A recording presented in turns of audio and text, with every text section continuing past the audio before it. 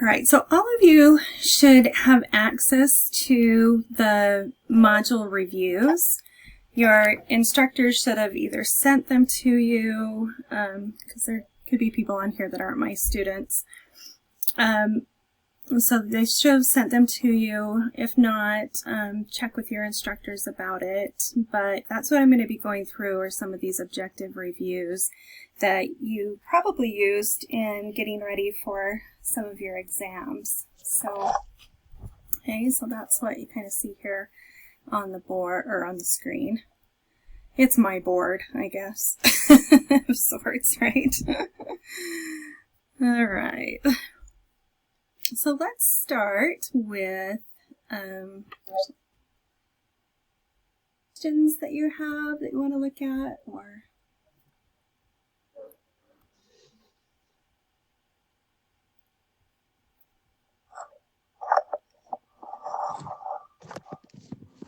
so who is Euphoria BBB? So my name's Britta. It just comes up like that. That's okay. I just want to know your name, so that's fine.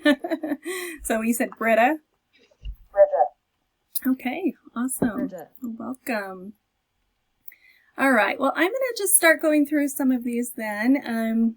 Probably not spend too much time on Module 1 and 2. The final tends to be a little bit heavier on, you know, I would say the last half of the material, and maybe even more so this semester since we weren't able to take those in-class tests. So, but I'm sure there will still be some things off of the Module 1 and Module 2. So we'll kind of go through and get some of the ones that tend to be sticky points for a lot of people. But let's first start off maybe with number 6 here. So number 6 is just asking you to solve this, right? And so when we see something with those parentheses, we want to distribute that through. So I'll have 2b minus 12 minus 3b equals, and I'm just going to combine those terms together, the 8 minus 7 is 1. And then remember that you want to add or combine like terms together that are on the same side, right? So we'd want to combine that 2b and then minus 3b together, right? So 2b minus 3b is a negative b. And then we still have negative 12 on that side, and that's going to equal 1. Right? And then we need to add the 12 over, right? And so that's going to give us, sorry, I'm kind of running out of room here, but negative b equals 13, and so then we'll divide by negative 1. Right? So b equals negative 13. So we should come up with there. All right, so hopefully I just wanted to start with that one where we're just, you know, doing some solving equations, because of course we're going to be doing a lot of solving equations on these questions here in a lot of different ways. Okay. All right, well, let's skip down to do one with a fraction in it, because that tends to be something that people want to Yeah, okay, let's look at number 10. That looks like a good one to do. So number 10, let's see, I might just try and put it over here, have a little bit more room. So, do you have any ideas of where you might start on solving this? Anybody remember?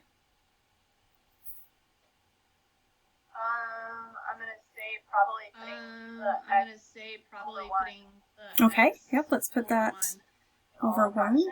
Right? Make everything into fractions. And then My 5th grader is good for my math. that's right, see? It's making things stick. And then we want to find that LCD, right, so that we can multiply each part by the LCD. Right, so our least common denominator on this. So if we're looking at 6, 1, and 12, right, the smallest number that will divide into all of them would be 12, right? So we're going to multiply each part by 12. Right? So then we can see here, there's a different color here. So 6 divides into 12 2 times, right? So we're left with 2x there. And then there's nothing on the bottom here. There's a 1, but that won't divide into 12 and, you know, leave anything different than 12. So we'll just do 12 times x, which is 12x. And then 12 divides into 12 one time, so then we're just left with 5. Right? And so now when we look at that, we're like, oh yeah, I can totally solve this, right? That doesn't look so overwhelming to try and solve. So let's combine the like terms together here. That'll give us 14x equals 5, and then divide by 14. So x equals 5/14. Okay. All right, so hopefully those fraction ones, you know, I mean, don't let them freak you out. Sometimes it just gets, you know, you get a little bit freaked out by the way it looks, but just think, okay, I'm just going to take this one step at a time, and I can totally do this. All right, let's skip down maybe. Can we do that number 9? Oh, sure. Yeah, if you want to do that one. Why don't we have you guys try and do number 9? How about we do that? Okay, let's see if you guys try and work through it first. Let me give you a couple of minutes.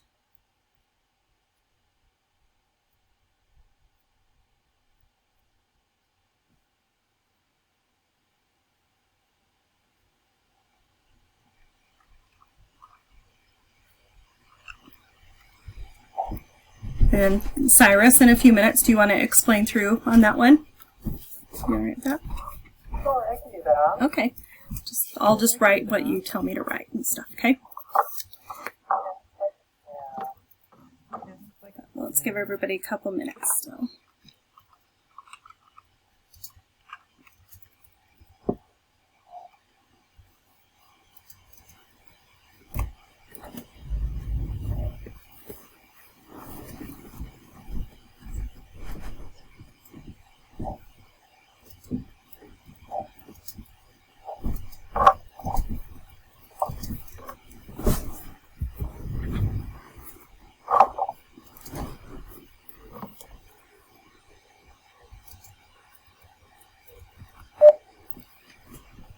Just going to mute myself for a minute and just say, when Allie gets here, if you want to have her like go do something with AJ or something, she can, like after she puts the cakes in to bake or something.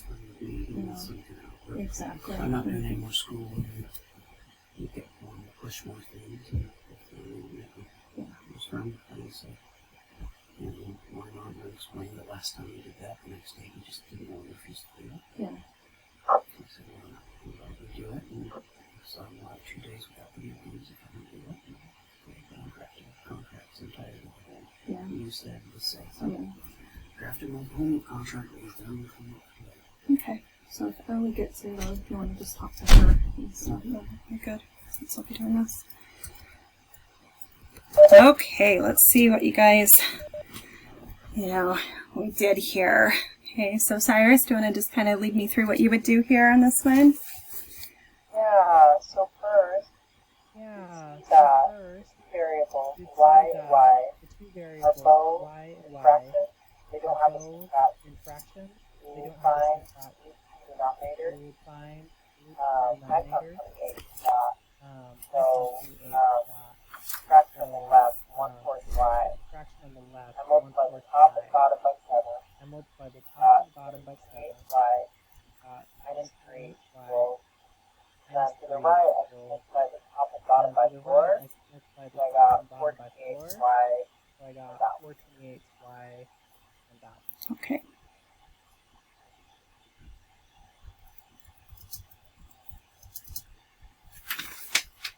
Okay, fine. Oops, sorry. 28.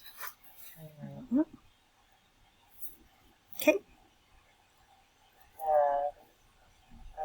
And practice 7y over 28 is a 4 over 28 So y. you subtracted the 7 over to the left side, the 7. I got 83 y equals. Am I hearing you right? Sorry, sometimes it's cutting out a little bit. I don't know if it's just my computer or something, but is that what you said? You did? Yeah, perfect. Okay. Yeah, Then perfect. I multiplied both sides by 28.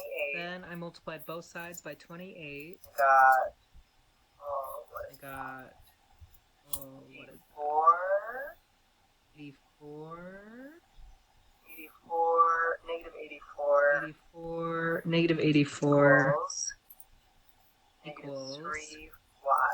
negative Okay. 3y. Did I do the math right there? Yeah, that looks Do great. the math right there. Okay, and then I divided both sides by Okay, negative. and then I divided both sides by negative 3. Okay,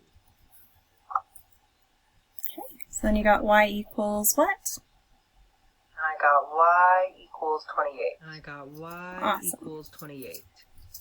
Okay, so check and see what you guys did. Did you get 28 on that? Maybe you went about it, you know, in a little bit different of a way, but there's a lot of right ways to get to the answer. So there's, you know, not one right way to do it. So were you guys able to come up with that? Heather and Britta that are on here? I did not, but I know what I did wrong. You found your mistake? But I know what I did wrong. Okay, good. See, that's it's the whole thing, right? It's just, you know, figuring out where you made a mistake. Okay, did that help with those fraction ones? Look through those. Okay. Yes, that was great. I'd say let's go down here and go to some of these, maybe some of these word problems. So this is more like direct translation, and so it's important to remember, first of all, a few words that you're going to keep seeing, right? When it says to find the sum of something, that's the answer to an add question.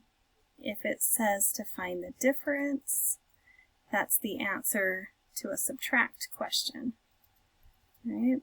Product is multiply,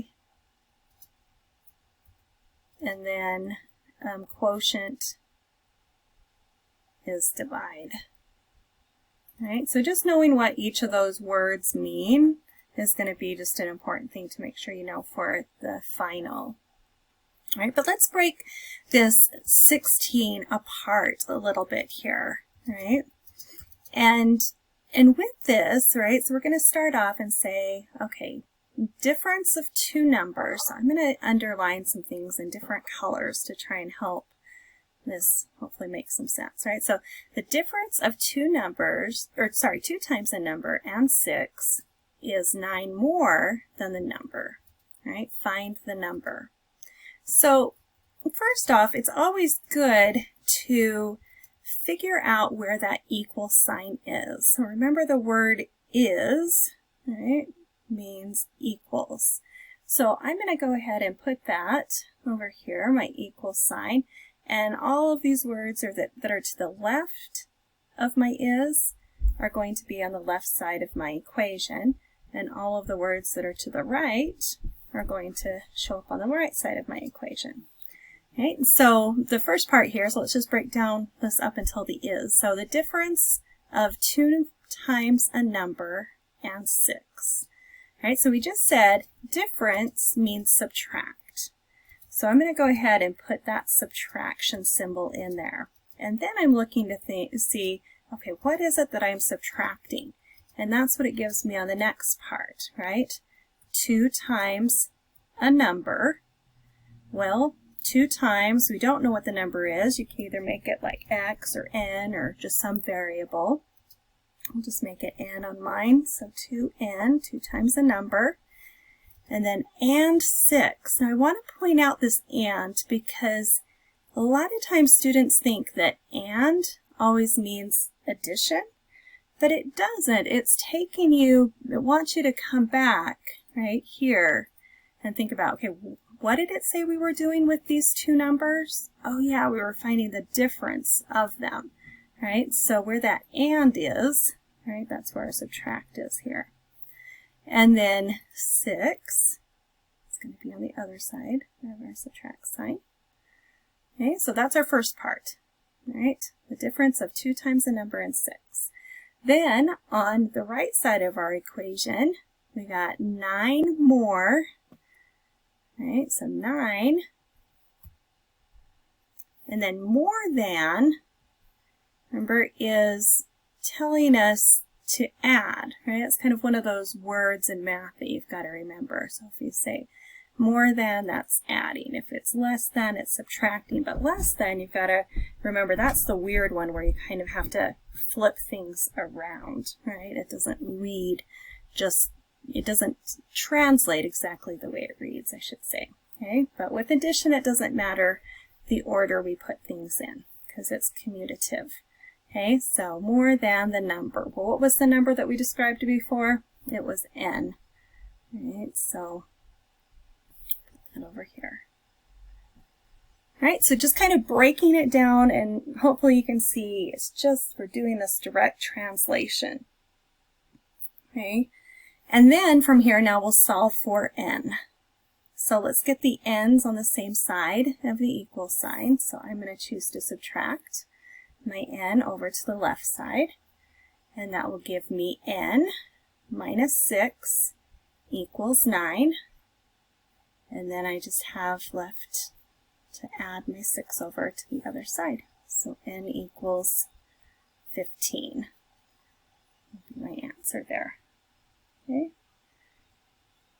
So remember that usually on these type of problems, like on the quizzes and stuff, they oftentimes said they wanted you to write, right, the equation first and then give the answer. So usually both of those are part of your answers. So I wouldn't be surprised if on the final they did kind of the same thing. Because remember, these are going to look really similar to the questions that you've had like on quizzes and stuff like that in the past. Okay, and the setup's going to be the same way too. Okay, and there will be 30 questions on it. Okay, and then you have 2 hours to do it. So just a few little things to remember there. Make sure you know. All right, questions on that one? All right.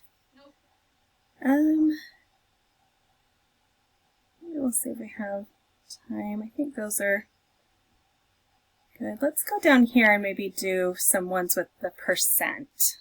That tends to be one that, you know, kind of some story problems they tend to ask some about. So let's look at maybe this number 29 here. All right, so at a restaurant, the bill comes to $79. If you decide to leave an 8% tip, how much total will you pay after including the tip? All right, so you're trying to figure out the total amount. So anybody have an idea of where we might start on this? What are you thinking?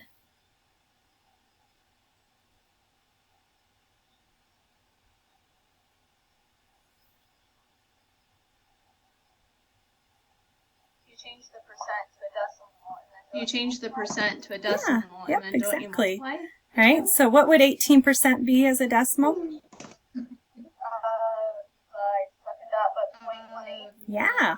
See, so you don't suck at that. You got it. Right, so 0.18, you said we're going to multiply that by 79, and you can just do that on your calculator, right? So $14.22, is that what you said? Okay. And so that says, you know, that's the tip amount, right? That's not the amount that you're looking for, though, right? What do we need to do now with that tip amount? Just add it, so it'll be 93.22. Yeah, so add that. 93.22. Yep, add that 79 back into it, so $93.22. All right. So that one's a useful one too, right? Making sure that, maybe not right now with quarantine, but I guess the restaurants are going to be opening back up. here soon, but it's always good to know, right, how to do those type. All right, let's skip down a little bit here. What about number 34? Right, so a lot of times students get a little bit stuck on this type because everything is variables, and that just kind of freaks them out. But it's telling us to just solve for y, right? So we're trying to figure out what y is, so we're just trying to move everything around so that we can get y by itself, right? And so what would be the first thing that we would want to do on this to get y by itself? Subtract the AX. Subtract the AX. Yep. On both sides. Okay, so that will give us by equals, and I'm going to write it as c minus ax. You could have written it as negative ax plus c. Either way is fine. And then what's left to do? Divide by b. Yeah. Divide by b. Okay. And so then your answer would just be y equals c minus ax all over b. Okay. So just manipulating things around to get a certain variable by itself. So really on that, you're just thinking about how are those connected, and then how do I undo that connection?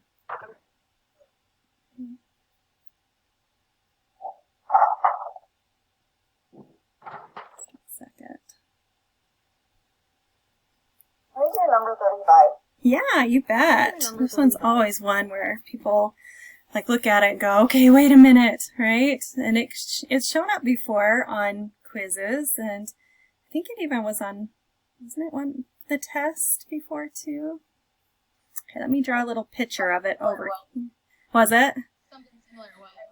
Yeah, it seems like it was this last time. So it says a garden is a garden is a rectangle, that's really weird, with a width of 6 feet and a length of 5 feet. It is surrounded by a walkway 3 feet wide. How many square feet of area does the walkway cover?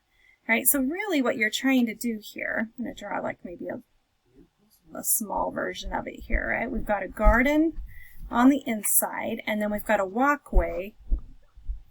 Should be the same everywhere, right?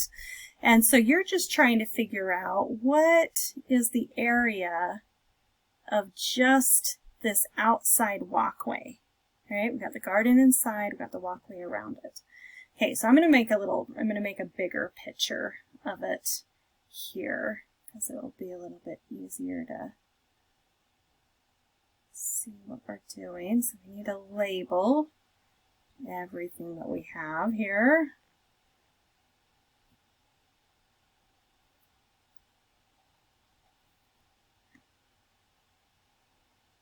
All right, so we know that we've got 6 feet.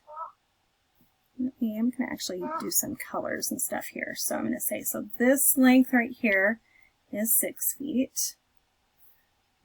Say this length is 5 feet. Right? That's what it gives me so far. Right? And then it also says that we know that the walkway is 3 feet wide. Right? And that's everywhere. Right? So I know, like, from here to here is going to be 3 feet. And I also know from here to here is 3 feet. Right? So if I look at that and I'm thinking, okay, now I'm trying to figure out how long is this side of the rectangle, right? What is the length of that? Well, I know it's going to be 3 feet plus 5 feet plus 3 feet, right? So that would mean that would be 11 feet over here. Okay.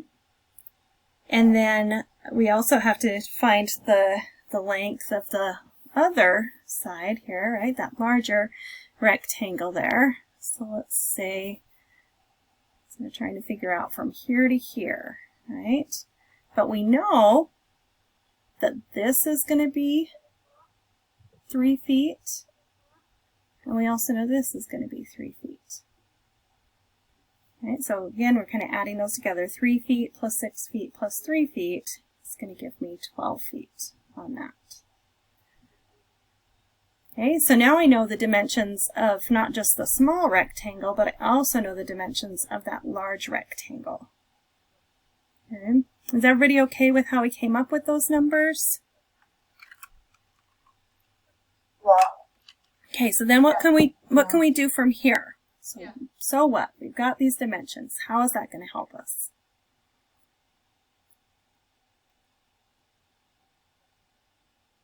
Because what we want to know is the stuff inside here, right? So how can I figure out what the area of just the sidewalk is? If I know 12 times 11 You do minus 12 times 11 minus 6, okay, yeah. So you're going to do that, the area of the large rectangle, right, is that 12 times 11, which is 132. And then let's do the small rectangle. All right, the area of that, 5 times 6, which is 30. And then what did you say we do with those? subtract them. Yeah, we want to subtract them. All right, so 132 minus 30 is going to give you 102. And then make sure you have your labels there on it, right? And this is talking about area, so it's feet squared. Or squared feet, right? You could write it either way.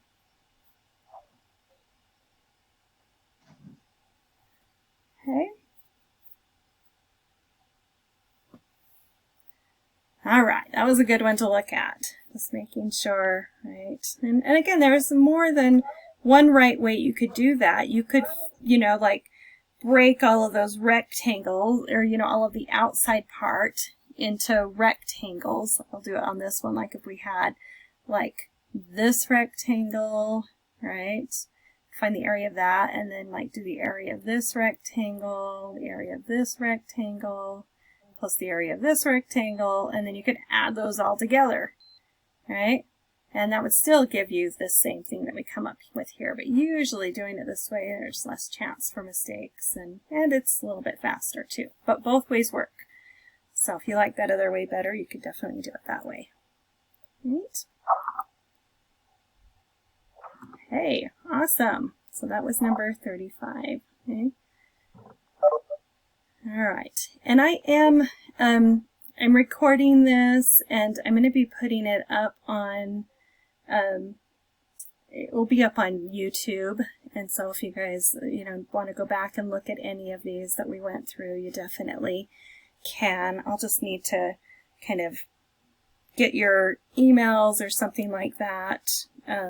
Maybe if you could, if you would like this, you know, you could just send your email just in the little chat message so that I can make sure that I send you the link when it's up. That would be great. All right, let's go to Module 2 though. Like I said, let's, you know, I want to kind of focus in and get, you know, some of these things done from all these different modules, right? And so most of 2.1, right, is dealing with a lot of inequalities and also the absolute value equations and inequalities. Yep. And so let's look at this number 39 first. Okay, so Sarah's goal is to find a job that provides an income of at least $65,000 a year. A company offers her a job with a base salary of $17,000. I'm going to underline a few of these things. Okay, base salary of this, plus a commission of 4% of her sales. Right? Determine the amount Sarah's total sales will need to be for her to have a yearly income greater than or equal to $65,000.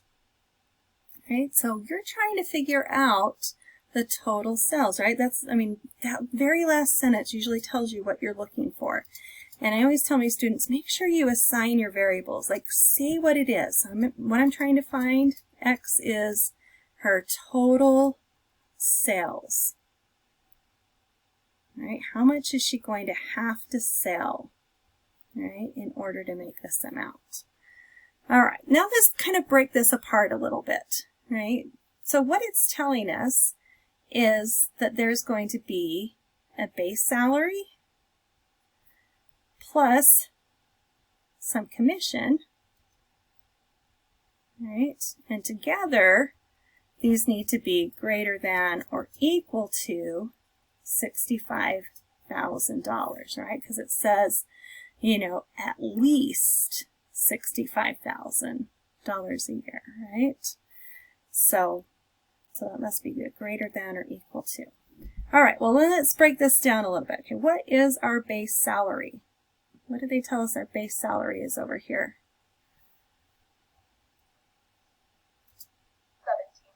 17,000. Yeah, so we'll have 17,000 plus, now do we know how much commission she's going to make? No, and we don't know. Say that again? 4%, but It's 4% commission, but it's it's based on her 4%. sales. Yeah, so 4% of her sales. So again, we need to change that 4% to a decimal, right? So when we move it back 2 places, it's going to be 0.04. Be really careful with that, though. A lot of times you see students that try and put 0.4. Man, if you were earning 40% of whatever you sold, you would be raking in the money. So, right? So 4% is what they are saying on this. So we're going to say 0.04. And then what? Well, we don't know how much she's selling, but we know, right, that we're looking for 4% of her sales. So we're going to do 4% times X. Right? And that has to be greater than or equal to the 65,000. Okay. So now we just need to solve this for X. All right, so take a minute and go ahead and solve it out on your paper. And I'll solve it out up here and then look up and see if that's the same thing as me.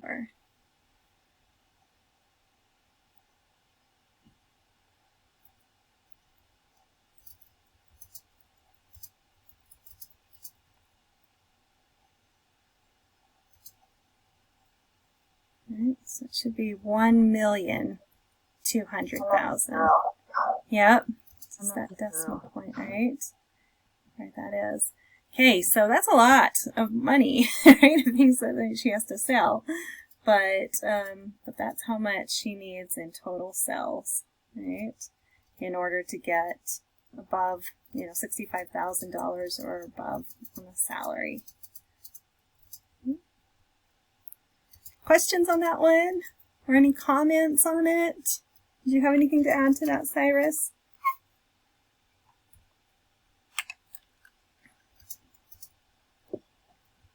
No, that looks good to me. I like how you set it up as No, an that looks good to me. I like how you set it up as an really organized way. inequality. I think just It's always really organized making way. sure I you think write just down the always problem making and sure solve it step by you step. write down the problem and solve it step by step. Yeah, Is I really agree. I think that helps stay organized, and that just helps you on the test to be able to do better, for sure. So, okay, let's skip down now and do some of these and or statements with these compound inequalities. And let me just remind a few things about this, because I know it probably seems like forever ago that we did Module 1 and Module 2. Right? But we talked about how or, right, the word or means union, and the word and is intersection. Right? And we talked about these little symbols also, right? That's union and that's intersection. But sometimes it's, you know, students just get confused which one's which, right? So I usually give this analogy in class, and it seems to help a lot of people, right? So let's say that these are two streets that are crossing, right? Maybe this is Redwood Road, and this is like 4700 South or something, right? right? That's, you know, right by where the main campus is. And so that, the part that's considered the intersection, right, is right here, because it's the part that both of the roads have in common, right? So it's the overlap, right? So the ones that they have in common are the intersection, okay? So I'm going to just kind of put here like the overlap, right? What they have in common. Okay. But then union is sometimes where people get a little bit confused. Well, what is the union? Well, the union just means everything on Redwood Road as well as everything on 4700 South, right? So it is, you know, so it's not what they have in common, but it's all of those different parts, right, together. Trying to think what's a good way to say that in a concise way here. So I'm just going to say all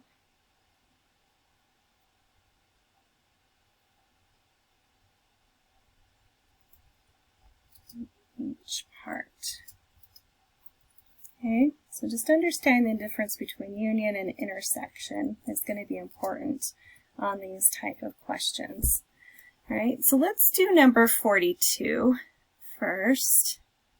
Let's look here, and notice that it says it wants you to solve, graph, and write your answer in interval notation. Okay, and make sure on the test, on the final, that you remember to do all of those things. Okay, there's going to be a little blank for you to put all of those answers in, so don't leave any of them blank. Okay. Actually, I'm not sure about the graph. Maybe it's not going to say to graph. It might just say solve. They want you to graph it on your own paper, but then write the answer in interval notation. Okay. So 3x minus 2 is less than negative 11, or 4x minus 4 is greater than or equal to negative 8. Right? So we're going to start by just solving each of these separately. So let's add 2 to both sides here. That'll give me 3x is less than negative 9, and then I'll divide by 3. X is less than negative 3. Right? So x is less than negative 3 is part of my answer. Then if I do the other one, right, I need to add the 4 over.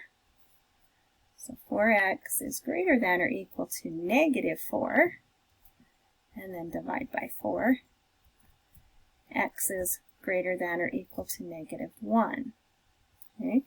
And remember, we're looking for the OR statement, the union. So everything. So we're thinking of, okay, what, part of my graph is less than negative 3, right? But also, right, greater than or equal to negative 1. Okay, so let me show you here. So if we do, I'm going to just do this maybe in some different colors here. So x is less than negative 3, so I'm going to say my negative 3 is here. And it's going to be an open circle there because it doesn't have the equal to part. And then all the stuff that's less than it. Okay. And then for my other one, x is greater than or equal to negative 1. So here's negative 1. Okay, it's equal to, so that is going to be a closed-in circle. And then everything bigger than negative 1. Right? So the OR on this, right, means that we want all of the stuff that's like the green graphs, okay, but also the stuff that is the orange, right? So if I write that in interval notation, remember you always write interval notation from smallest to biggest, so we always start over to the left-hand side. So that's going out to negative infinity, right? So we've got negative infinity up to negative 3, and then I'm going to do union because it's saying this part, but also the stuff that's bigger than negative 1. So negative 1 to positive infinity.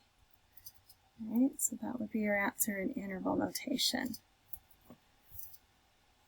Okay, questions on that one? Anything I can clarify better on that?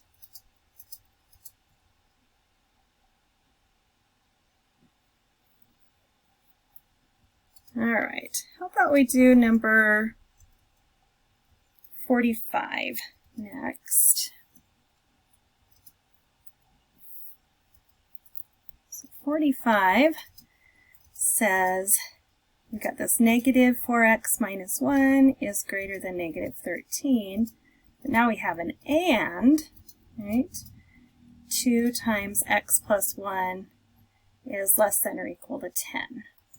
All right, let me give you a minute, and I want you to try and work through both of these and see what you come up with there when you work these through. So solve them, and then graph them, and then write them in interval notation.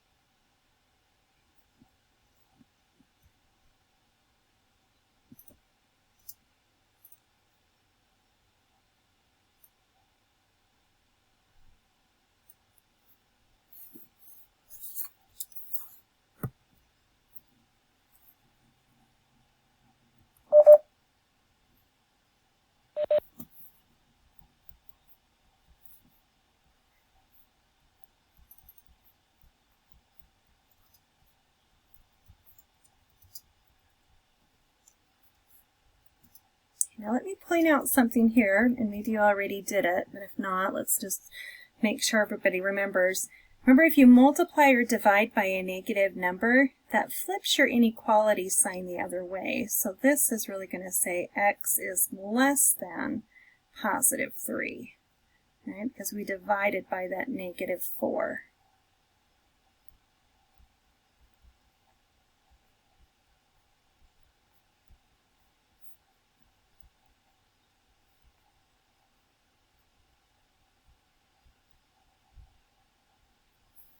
Okay, so now on this one, right, I've got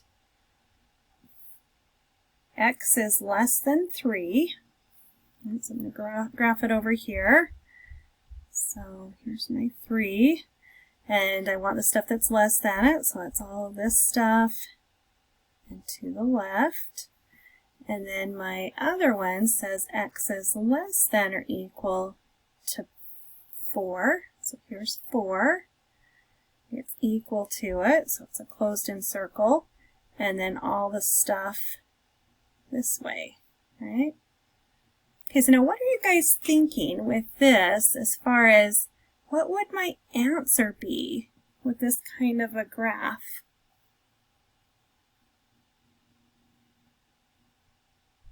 Anybody have an idea? Remember that we have the and statement, which means intersection, which means where they overlap. All right, so where are these graphs overlapping?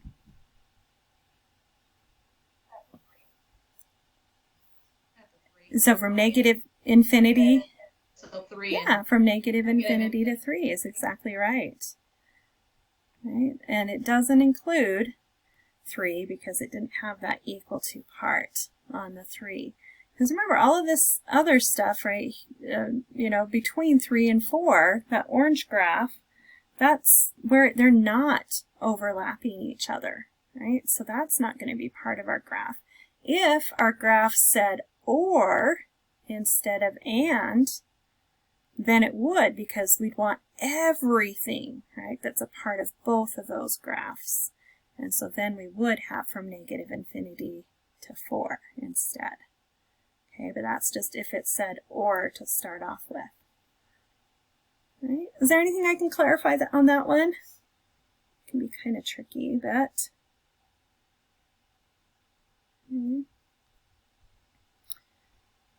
all right, and then I'd say we should probably do maybe either 46 or 47 on this, just to make sure you remember how to do one of these that are broken into 3 different parts. All right, so let's do 47. 47 says 2 is less than or equal to 3x plus 2, which is less than 11.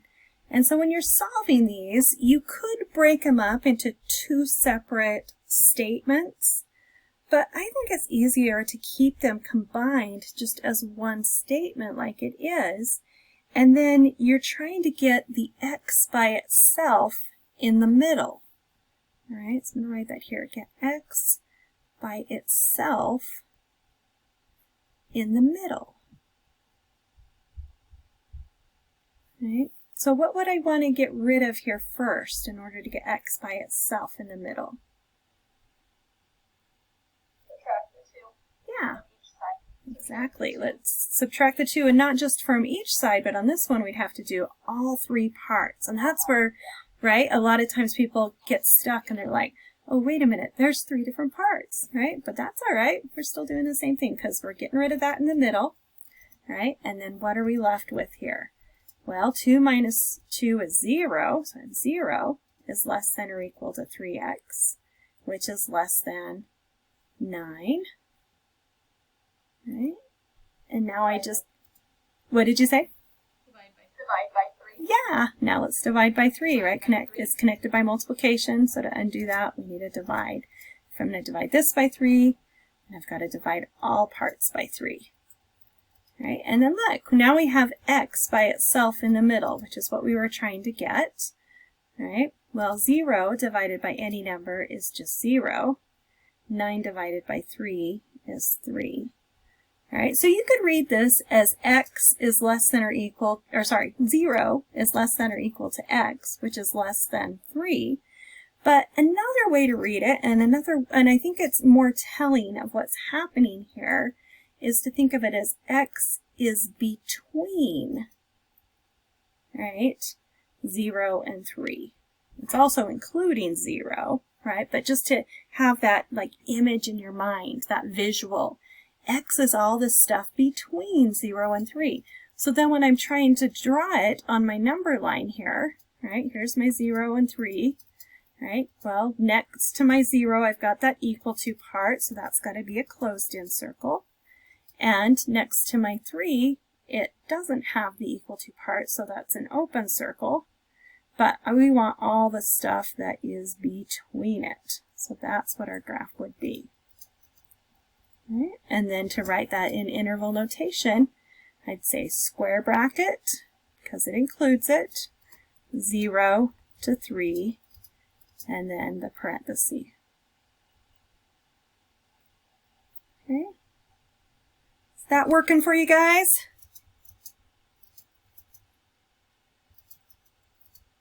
Okay, let's do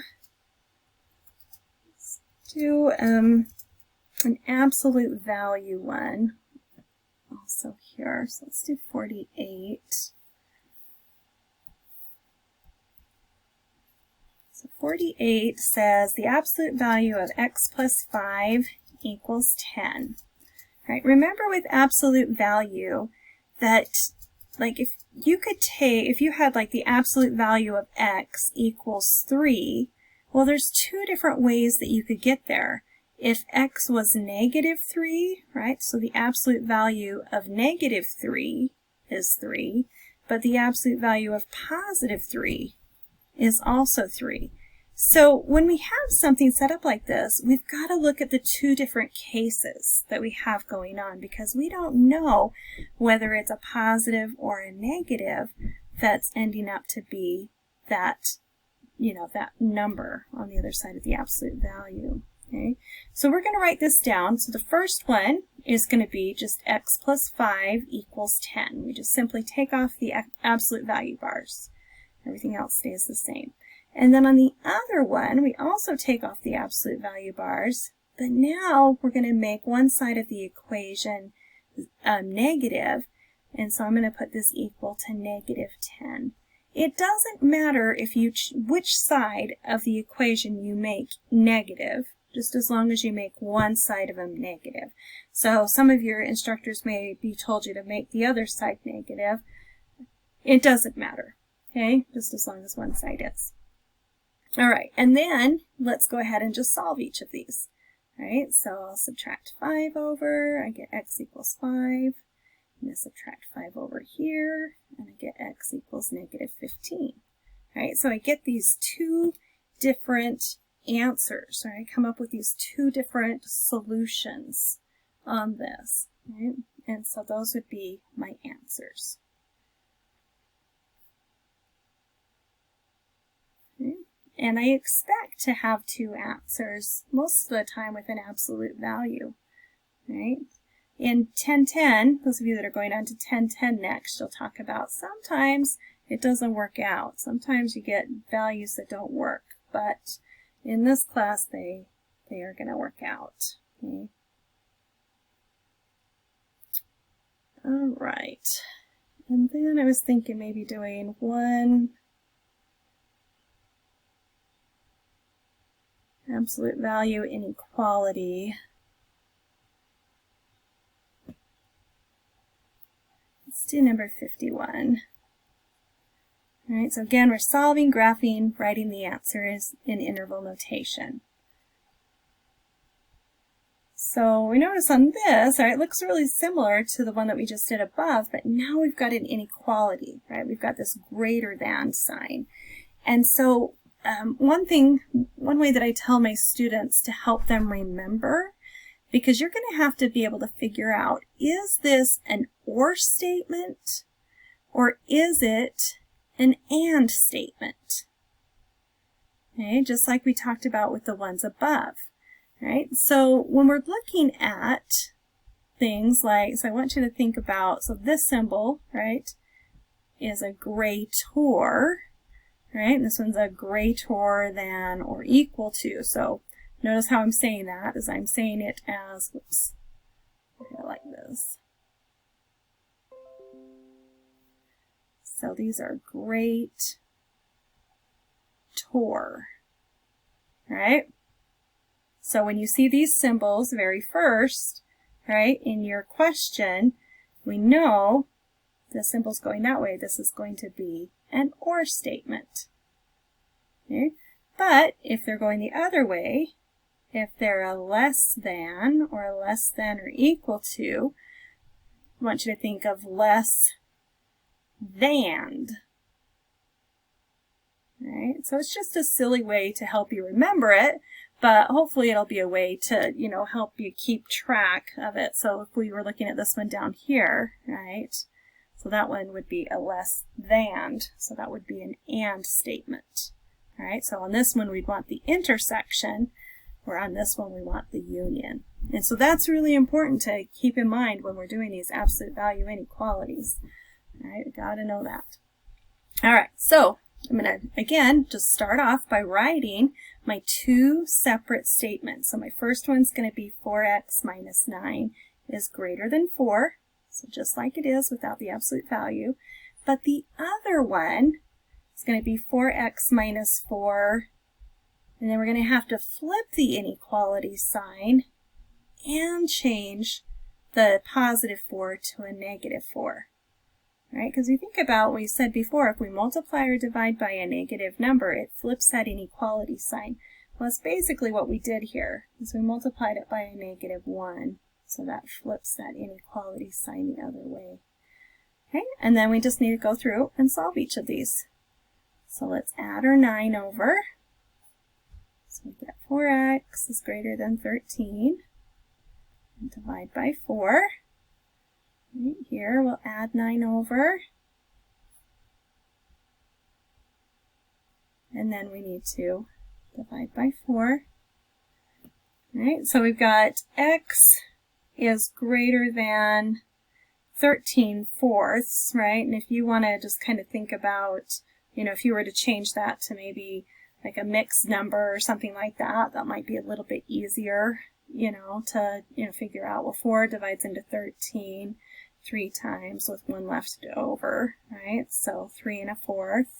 And then this one, 4 divides into 5 one time with 1 left over. And the reason why you'd want to change these is it's going to make it easier over here for us to know where they go on the number line, right? So we've got, so here's going to be my 1 1/4, right? Or my 5/4. And then down a little bit further would be my 13/4, right? And they don't all the time have the same denominator, so. So let's see, both of these, all right, are going to be open circles on these. But then let's see what we need to do here. So on this one, we want the stuff that's greater than, right? So we want the stuff that's greater than here. And I want the stuff that's less than 1 1/4. So I'm going to stuff this way. Okay. And since it's an OR statement, then we'll just write down everything that has the graphing by it, right? So we have negative infinity to 5/4, open circles, open the bracket, union, parenthesis, 13/4 to infinity. Okay. Questions on that? Cyrus is asking also on there, feel free to just, if you miss something, type something in the chat, and Cyrus is here to help answer questions and stuff too. So utilize that chat because he is here to help us. Okay?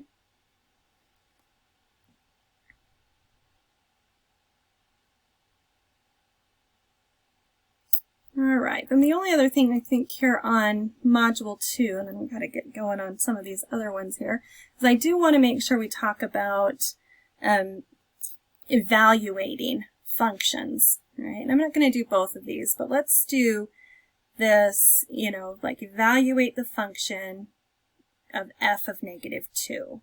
Right? Remember, that's telling you to replace your x's with -2 and then figure out what your answer would be, right? So when I write this down, notice the way I'm going to write it. So I'm going to have 3, and then make sure you put in parentheses your -2, and then that needs to be squared, right? I'm just putting -2 everywhere I see those x's, right? So 3 times -2 all squared, plus 3 times -2, and then minus 8, right? So whenever you take out a variable, make sure you put that in parentheses, because remember that -2 squared like that is not the same as -2 squared like this. All right? This is -4, and this one's +4. Right? Because this bottom one's saying to do -2 times -2, where this one's really saying you have like a -1 times 2 squared. So you square first and then multiply by the -1. Okay.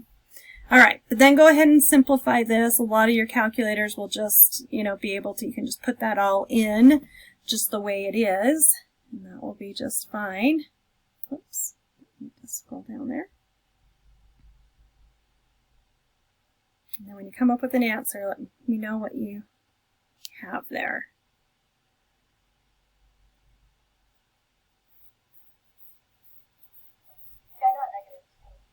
Okay.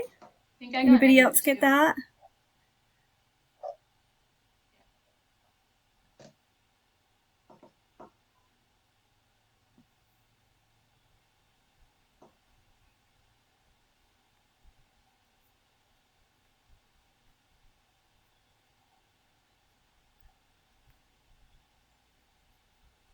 Okay.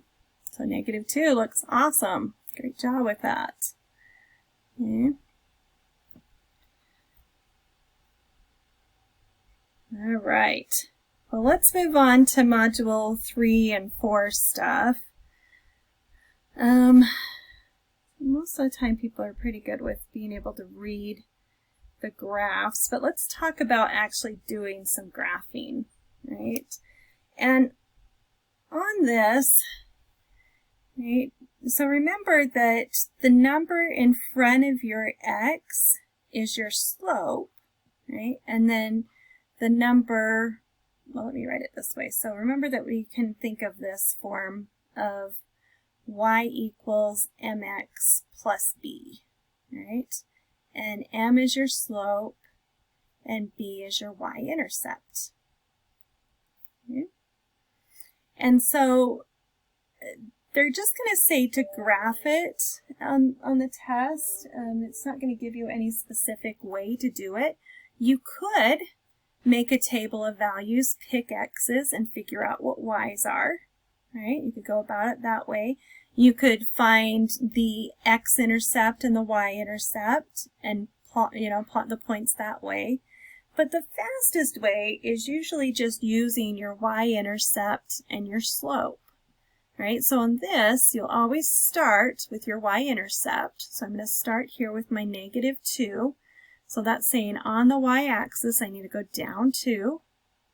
And then from there, right, we're going to do rise over run. So that -3 is our slope, right? But remember, slope is rise over run.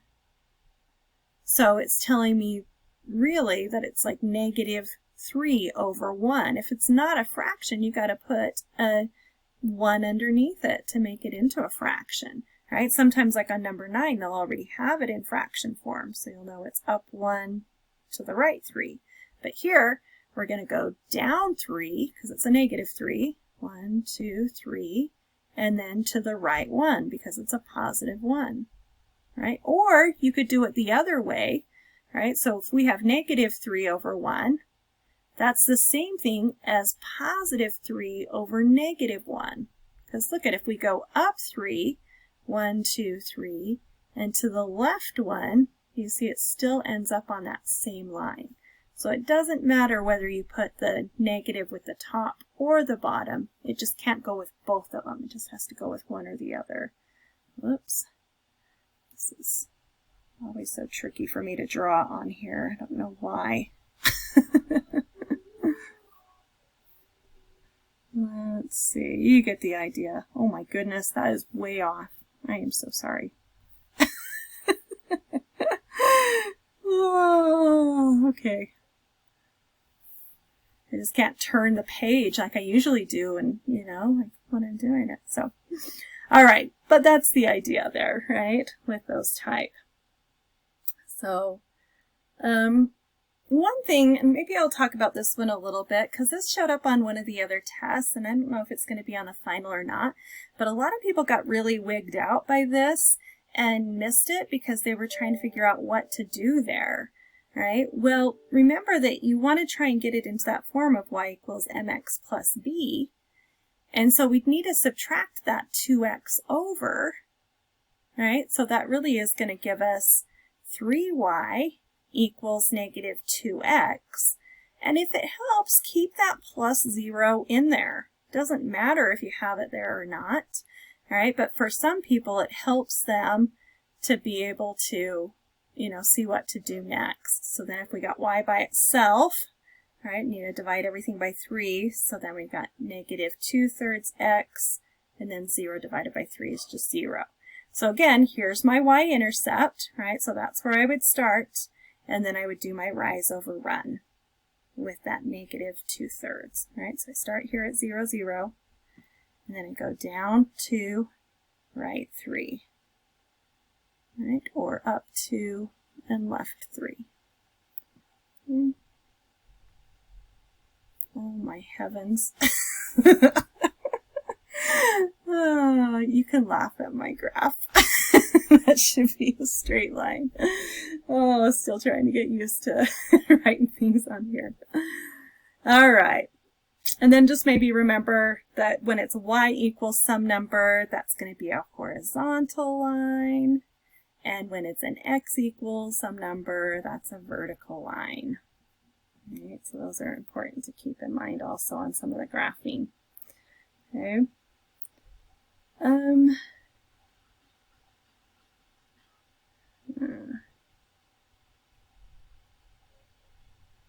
How are you guys feeling about these linear inequalities? Do you remember how to know which side to shade? Or should we do one of those? Yeah, let's do one? Okay. So let's first, like I did on the last one, let's solve this to get y by itself. Okay, that's always going to be, we want it in that y equals mx plus b form. It doesn't have to be. There's other ways that you could look at it. But for most students at this point, that might be the easiest way to think of this. So I've got y is less than or equal to negative 2x plus 2. All right, so first thing you're going to do is just graph it like we did the other ones.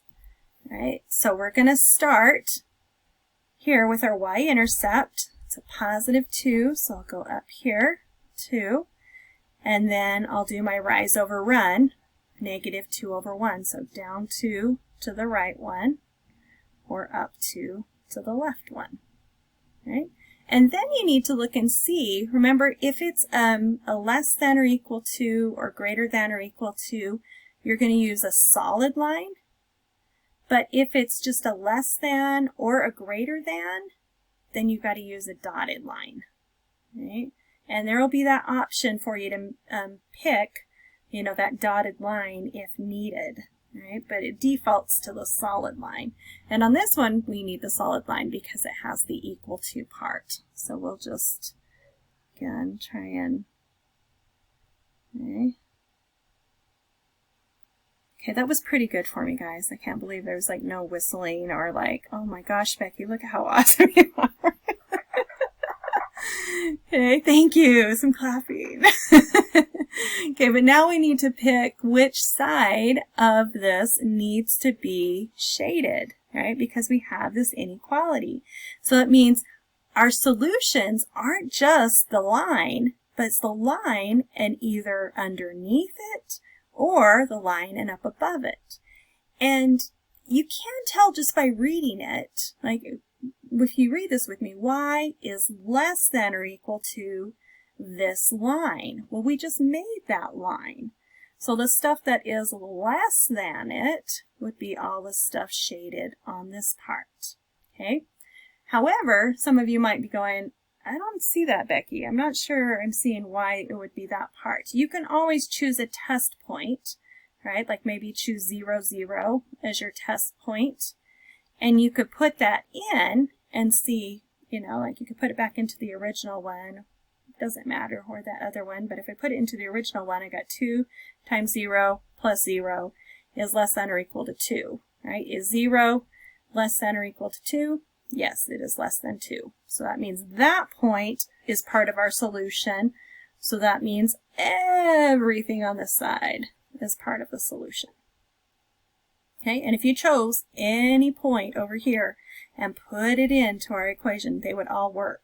But if you chose any point over here, it would give you an untrue statement if you put it into your x and y. Okay? All right, you remembering those now? How to graph those and shade them?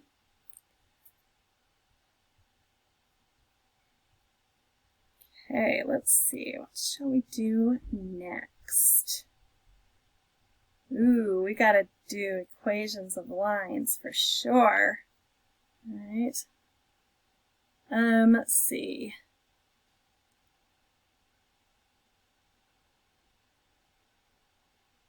Okay, let's talk about, I'm going to skip those because we'll do some of those down on some of these other problems. So let's start with like number 21. Okay, so number 21 says to find the slope of the line parallel to this line. Right? So 4x minus y equals 2. All right. Anybody have a suggestion of what we might do to figure out what the slope of this line is?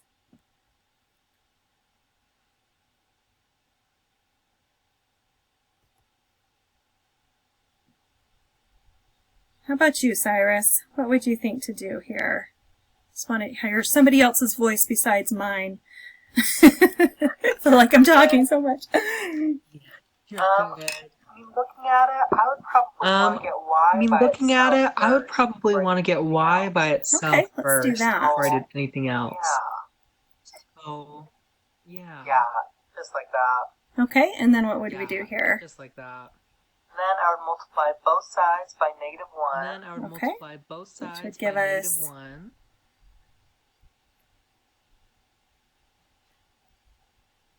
Right?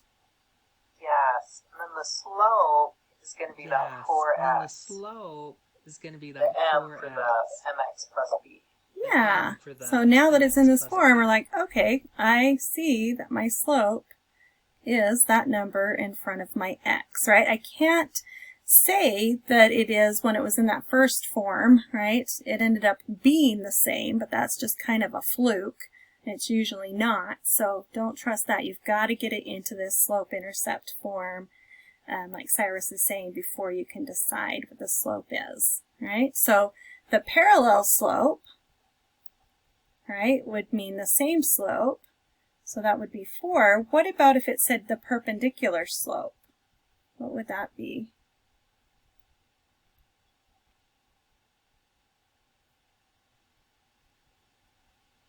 The opposite, isn't it? So wouldn't it be 1 over The 4? opposite, isn't it? Close. So wouldn't it be 1 over 4 is part of it, so you do need to flip it, but you need to do one other thing too. Remember what that one is? And make it negative. Yep. negative? So the perpendicular slope, remember, you have to do the opposite reciprocal. Right? So opposite meaning change its sign, and then reciprocal meaning flip it. Right? So you've got to do both of those. And I would say that's probably one of the most missed things on past finals is people remember to either flip it or change the sign, but forget that they have to do both. So write yourself a note somewhere on there, you know, just to make sure you remember, okay, I've got to do both. Change the sign and flip it. Okay, awesome. Okay, what about rate of change? When it asks you to find the rate of change, right, this average rate of change, what is it that you're really finding here? Anybody remember? It starts with an S. The slope. Yeah, it's just the same thing as slope. It's like a fancy way to say that, right? This average rate of change is the slope. So remember that there is a slope formula, and I would say it would be a really good idea for you to make sure that you make up kind of a little either note card or maybe just a whole sheet of paper that has any, like, you know, formulas on it that you might want to know for the test. That way you don't have to flip through, you know, everything in all your notes and stuff, because it is still timed, and so you've got to take that into account. So if you can work organized and have, you know, your sheet of paper there that already has all of these things on it, that will be so much better. All right, so remember our slope formula, and this is one of those that I put on there, is y2 minus y1 over x2 minus x1. Right, it's the change in your y's over the change in your x's. Right, and so then when we're looking at kind of these story problems, sometimes it's hard for people to figure out, well, which ones are my x's and which ones are my y's. Okay, but there's something in there that you've got to, you know, really watch. Okay, and I'll point that out to you here. So in 2008, there were 762 jobs in a small town. Then in 2012, there were 846 jobs in the same town.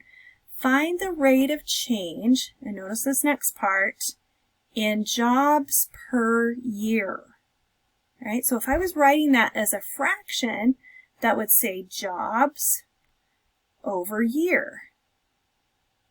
Right? And so that's what you need to make sure that you're doing here. Right? So your jobs are going to be your y's, and your year is going to be your x's. Okay? So if I was to write these down, let's say as some ordered pairs, just to make it easier for me to organize my information, right? So in 2008, there were 762 jobs. So 2008, 762. Right? And then my other ordered pair would be in 2012, there were 846. Okay? And then I could go ahead and just say, okay, this is my x1, my y1, my x2, and my y2. And put that into the slope formula to figure out what that average rate of change is. Does that make sense? You guys following me there? Sometimes when you're quiet, it's hard for me to know. What other scenarios will they give us so we know? What other scenarios will they give us so we know? Well, it would just tell you, you would have to watch for that little saying in there. Like, so if it said like, you know, miles per gallon or something like that, right? Then miles would be on top and gallons would be on the bottom. Do you see what I mean? Yeah. So all I'm saying is, I mean, they could ask like, I don't know, just, you know, millions of different types of things, but they will tell you in there specifically how they want it. So you got to look for that little saying. So jobs per year is how you're doing this. Okay. Otherwise you get it upside down, and, you know, and that tends to happen a lot on these questions if you're not watching for that little part, that little phrase. Okay. All right, let's look at some equations of lines next, because writing an equation of a line is probably one of the most important skills that you need to have down in 980, because you're going to be using it in other math classes, and then you're going to start writing other types of equations, not just straight lines, but you're going to learn how to write equations of other lines, like some curves and stuff.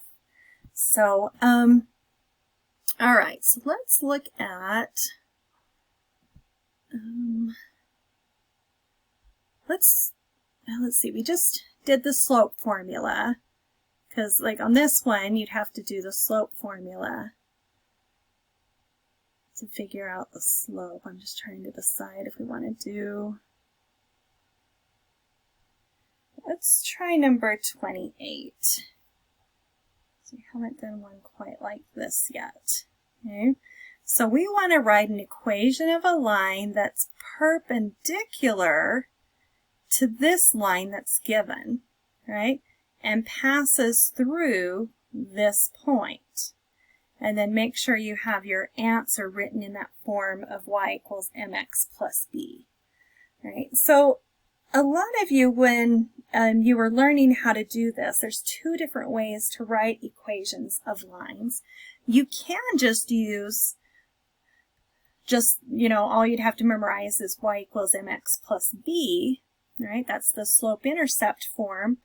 But some of you learned the point-slope formula, right? So let me write these down. So here's slope-intercept form.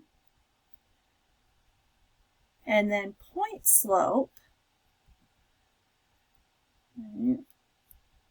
is if you're given a point and you're given the slope, you can write the equation of the line, right? And so, does anybody remember what the point-slope formula is?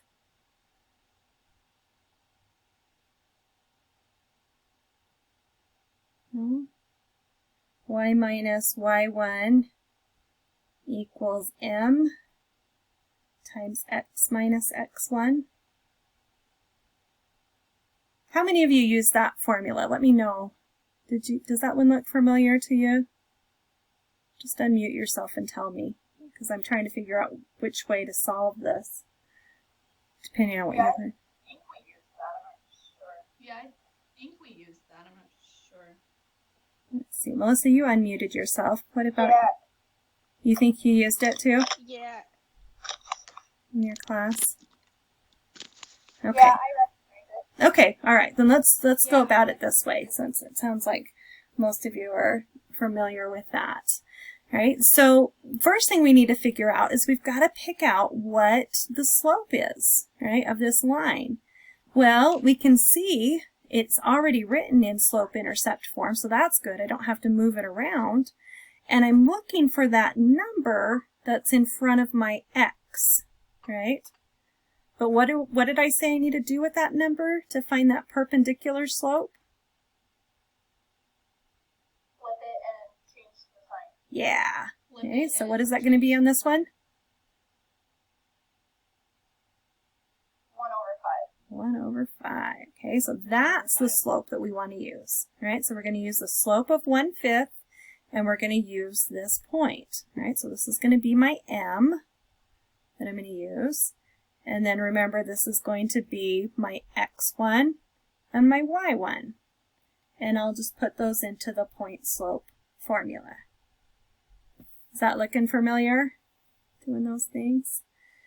So let's go ahead and put it in. So we're not putting anything in place of y because we're trying to leave this in equation form. All right, so we got y minus, my y1 is 2, so I've got y minus 2 equals m, which is 1/5, parentheses, x minus my x1, which is 15.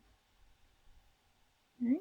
Now I need to make sure that my answer has to be in that y equals mx plus b form. So I've got some stuff I've got to move around here, right? So let's distribute that 1/5 through first. So I've got y minus 2 equals 1/5 x, right? And then I'm doing 1/5 times negative 15 over 1, right? Let's do a little side work over here, right? Which is just going to leave me with negative 3. So this, and then I just need to add my 2 over now to get y by itself. So y equals 1/5 x minus 1. Okay, and so I want to make sure I did what they asked me to do, right? Did I write an equation of a line that's perpendicular to this one? Yep, it has the slope of 1/5, and it passed through that point. Yep, I put that point in and then just manipulate it around, so I got y by itself. So that would be my answer. Okay, so writing equations of lines is that really important thing to know how to do. Okay, do you want to do another one like those? How are you feeling about those writing equations of lines? Because we could do like number 26 or something if you felt like that would help you. Yeah, can you do another one? Okay, let's do one. Yeah, can you do another one? So let's do 26. So on this one, all it gives you is 2 points, right? So write an equation, right, that passes through this point and this point, right? But in order to use our point slope formula, we need to have a point and the slope. Well, we don't have the slope, but can we find it? Yeah, you just do y1 minus, or y2 minus y1. Yeah, you just do y1 minus, or y2 minus Yeah, y1 exactly. over x2 minus Right, so let's do that. So let's find the slope first, right? And so if I call this my x1, y1, my x2, y2, right? So I'm going to do negative 14 minus 7 over 3. Now, be careful on this next one, minus a negative 4, right? Which is really plus 4. All right, so then on the top I get negative 21 over 7, which simplifies to be negative 3. Okay, so here's my slope. So here's part, right, of what I needed to find, but I'm not done. It's just part of it. Now I need to use one of my points, right? It doesn't matter which one I pick, so I'm just going to pick my first one there. So that negative 4, comma 7, right, is going to be my x1 and my y1. Okay, so I want you guys to take it from here, plug it into the point slope formula, and then let's see what you come up with. Okay.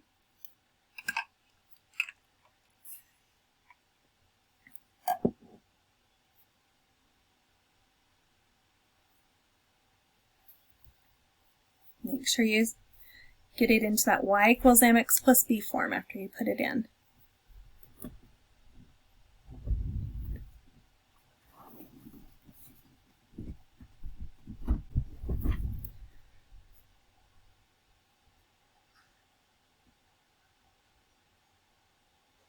All right, Cyrus, will you walk us through working through this one? Yeah, number 26, right? Yeah. Yeah, So we number found that 26, slope and the right? we have the point. And Do you so want to do, or do we want to do the y equals Do you mx want plus to b, do, or or the do we y want to do minus the y equals y1? let's mx do plus the b y or minus the y1. It sounds like that's y1? the way most of their teachers were teaching them. So let's do that way. Yeah, that one at the tutor center, some people can get tripped Yeah, up on that one. at the Yeah. tutor center, some people can. I like it up the on other that way one. better, personally, but that's just a preference. Yeah. Okay, so you start with Same. y minus. Okay, we see so our you'd start y1 with is y 7, minus, so y we minus see 7 our y1 is 7, so y equals minus 7 m, which is 3, equals times, m, which is 3, times, oh, thank you, negative 3, Mhm. times x minus, oh, thank you, negative 3, x1 is times negative 4, x minus, so and x plus x1 is 4. negative Mhm. 4, so x plus 4. And then after that, we multiply the negative 3 through. And then after that, we So we multiply get y the negative minus 3 7 through, equals and so we get y minus 7 negative 3x equals minus 12. negative 3x minus 12. Now, I would try to find a y on its Now, own, or I like would get try to y find a y on a its side by own, itself. or like So I get would add y 7 to both on a sides, side by itself. So I would add 7 to both sides, and that would be the answer. Y equals and that negative would be the 3x answer. Y equals minus 5. negative 3x. Okay, awesome. Is that what you guys came up with? Yes. Yeah? Yes. Anything we can clarify there on it?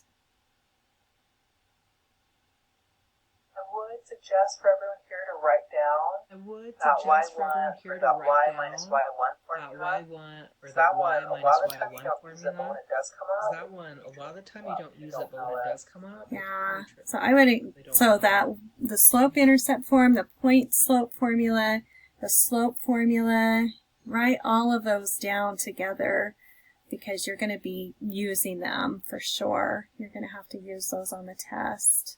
All right, and so in any formulas that come up, and also next to the slope formula, I would also put next to it that that's also rate of change, because I find that students get confused when they get to like a problem that says find the rate of change, and they're like, oh, if I would have remembered that it meant it just wanted me to find the slope, then I would have been able to do it.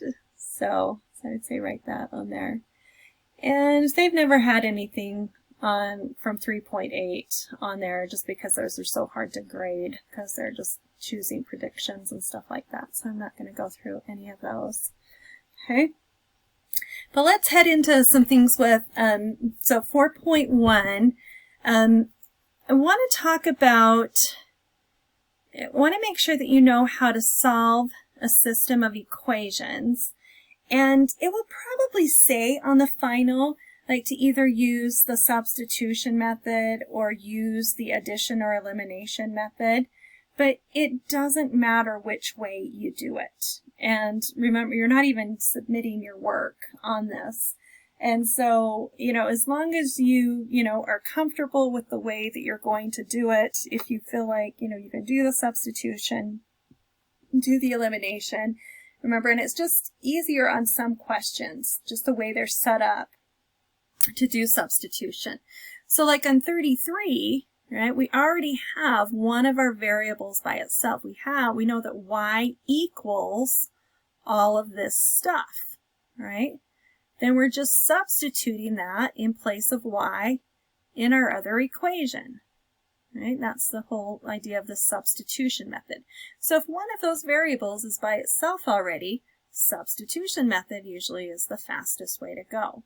All right, so when I substitute that in there, let's do that over here, I've got x plus 5, and then in place of my y, I'm putting that whole thing that I circled there, the negative 2x plus 12.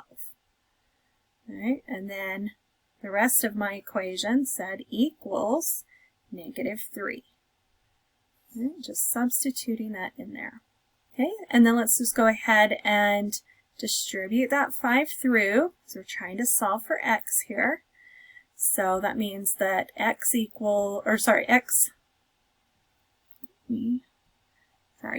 and then we got 5 times -2x, which is -10x. 5 times 12 is 60. And then we've got that equals -3. Right? So let's combine our like terms together. So that's going to give me -9x. Right? And then I could move that 60 over to the other side. So I'm going to subtract that 60 over. So that's going to equal -63. Right? Now all that's left to do is to divide by 9. Or -9, I should say. Okay, so x, so -63 divided by -9 is going to give us a +7.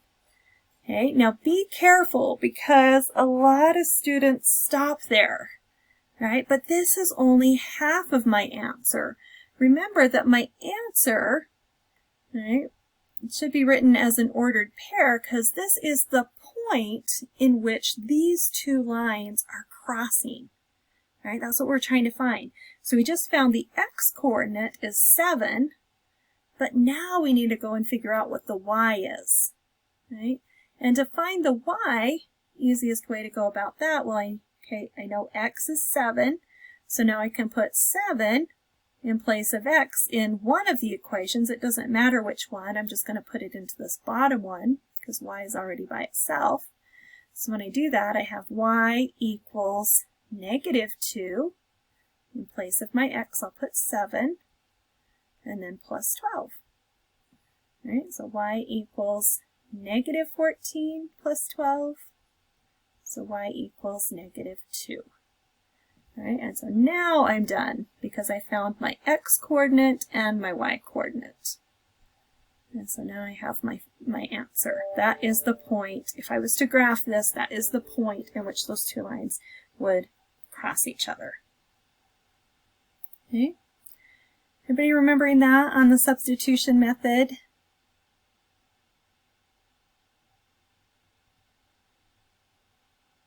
What about with elimination? Okay, so when you're dealing with the elimination method, it's easiest to use it if you've got your x's, right, and y's. Do you see how these are lined up?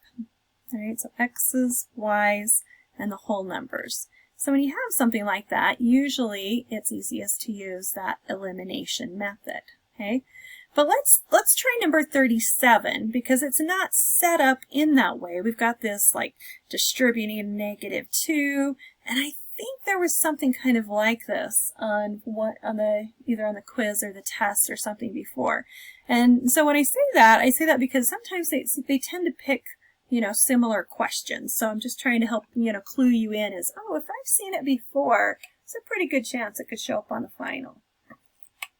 All right, so let's distribute that -2 through. That would give me -4x, and then plus 2y equals 14. All right, just distributing that through. So I've got my x's, my y's, and my whole number. And I'm going to put that, write it over here. Okay, but then look at my other equation, right? I don't have it lined up in that same way, but I need it lined up in that same way. I need my x's, my y's on the same side, and whole numbers on the other side. So notice that I have to move that 5y and subtract it over to the other side, right? So I can get these lined up. So 3x is still on that side, but if I subtract my 5y over, now I'll have a minus 5y, and then that -28 just stays on the right-hand side. Is everybody okay to that point? You following me there? Questions? Can you answer at that point? Okay, so now with the elimination method, right? Sometimes I call it the addition method. And so with this method, we need to make one of these variables eliminate each other, right? So if I'm looking at, if I tried to add these equations together, how they are, right? I wouldn't eliminate one of the variables, right? I'd get a negative 1x and I'd get a negative 3y. And that's not going to get me anywhere. So on this one, I actually need to multiply it, both equations by something so that I can make it so they'll eliminate, right? And usually you can just kind of multiply the one by the other. So if this has a coefficient of 3, I can multiply this one by 3. This has one of negative 4, so I'm going to multiply this one just by positive 4 because we want to make sure that one of them is negative and one of them is positive because they need to subtract out, right? Everybody see that? So when I distribute this 3, let me do that here. Make sure you do it to everything, right? That's going to give me negative 12x plus 6y equals, let's see, what's 3 times 14?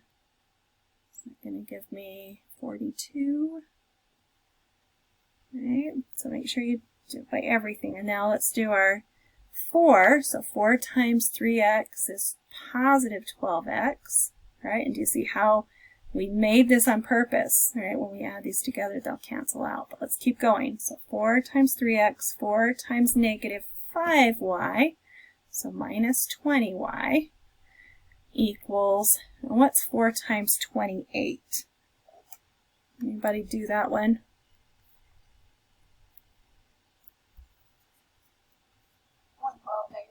Okay, so negative. Make sure we keep that negative. Negative 112, right?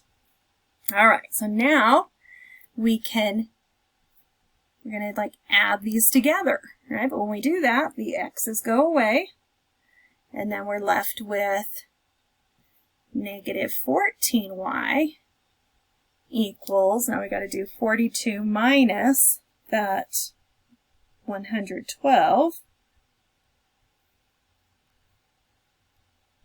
Is that 70? Negative 70. Make sure we keep our negatives where we need them. And then let's divide by negative 14.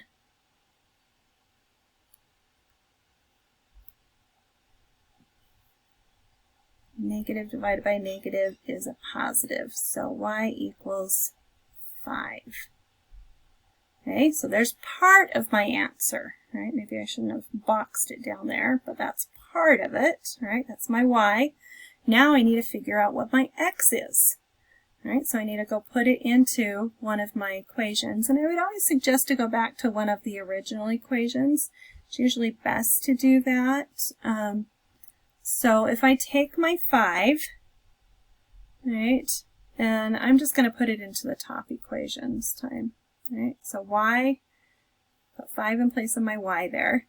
That gives me 3x equals 5 times 5 minus 28.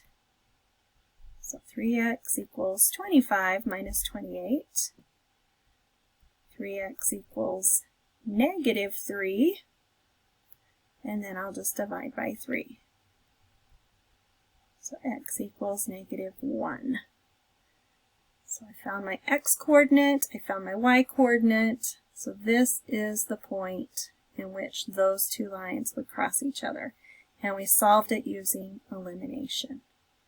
Okay, now that one might be a lot harder than what shows up. Maybe they won't ask one quite this tricky. Maybe it'll be more straightforward like 36 where it's already, set up. And 36, look how nice it is. I mean, it's already set up so those y's would actually just cancel out right away, right? So, yeah, but it could be something like 37. So I wanted to make sure we did one of those hardest ones. I've never seen them have like fractions on any of the finals for this type of thing. So you could say, go ahead and try that one out. Say that? You said never? Never, yeah. You said never? So, because you'll be doing more with substitution elimination method in 1010, if that's the next class that you're going into. So, I kind of save that for, you know, you to do in 1010, but they introduce it here, but you won't be tested on it. Okay. All right, and then let's look at some story problems on these. So, and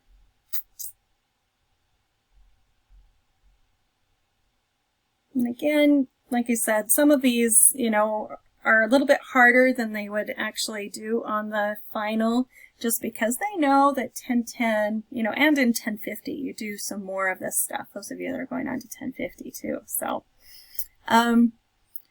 let's try, I would say, something like 41 or 43 would probably be, or the types that I've seen in the past at least. Like I said, I don't know what's on it for sure, for certain, but is there anybody that wants to look at either of those? Do either of those look? Okay. Is there a preference though to which one you want to look at, or? Okay. I think 41. 41? Okay, let's try that one. All right, so this one says you're choosing between two different cell phone plans. The first plan charges at a rate of 22 cents per minute. Right? The second plan charges a monthly fee of $35 plus 8 cents per minute. How many minutes would you use or have to use in a month in order for the second plan to be preferable? All right, so the one, it doesn't charge you a monthly rate, it just charges you more per minute, right? So we're kind of thinking of, you know, the different, you know, plans that we have here. And so let's think about what we're going to call our different x's, right? So how many minutes would you have to use, right, in order for the second plan to be preferable? So let's say that x is going to be our number of minutes. Right? That's what we're trying to figure out. So we know that's one of our things that we're trying to find. But then the other thing that we're trying to find is the total cost, right? Because we want to know what the total cost is on each of those plans. All right, so let's say, so for plan number 1, or the first plan,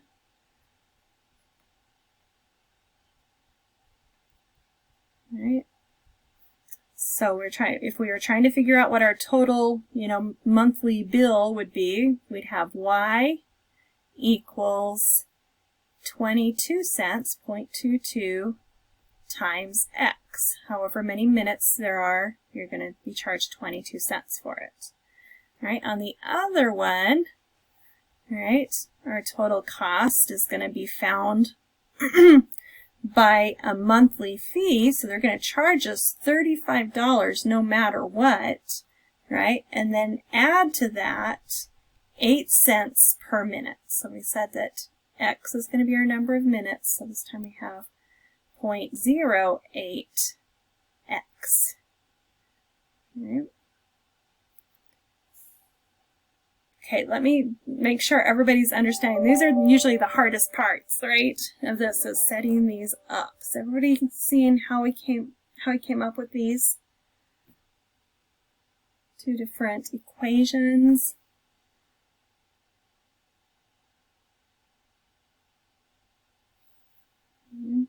And then I would just do, you know, so when I have them here, then I'm like, okay, well, y equals this top one, so I know that y is this, so I would substitute that in place of y in my other one. Right? So then I would have 22 cents times x, right, equals 35 plus 0.08x. Well, let's get our x's on the same side, so let's subtract that 0.08x. All right, and what do we get there?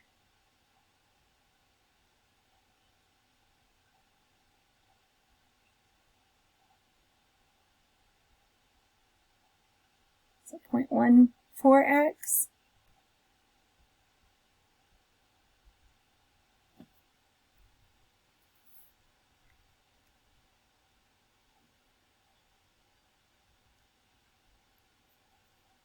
Okay, and then what would I need to do here?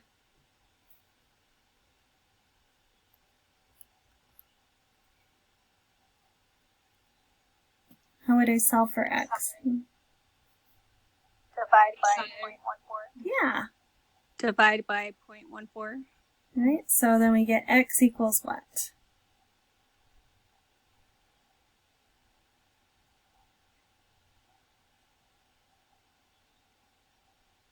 I got 50.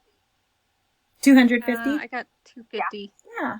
So, and this was, remember, our x Yeah. we said is going to be our minutes, so 250 minutes, right, is where that break even. So that answers our question right here. How many minutes would you have to use in order for the second plan to be preferable, right? So if you used more than 250 minutes, then you'd want to go with the second plan. Oops, I forgot to write second plan here. All right. So this was the equation for the first plan. This was the equation for the second plan. But if you were going to use more than 250 minutes, then you'd want the second plan. If you don't use that many minutes, then the first plan would be better for you to use. Okay. All right. Maybe we should try one more of those. It just kind of seems like there's, you know, maybe we should try number 43 also. Yeah, just to make sure you remember how to like set some of these up. You guys good with that? Or do you want to move on to other stuff?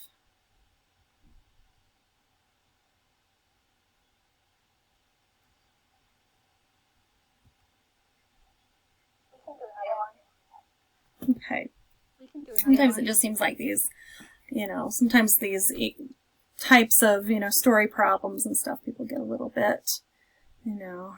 But again, I've never seen one like the 20%, you know, like this percent solutions on the 980 test.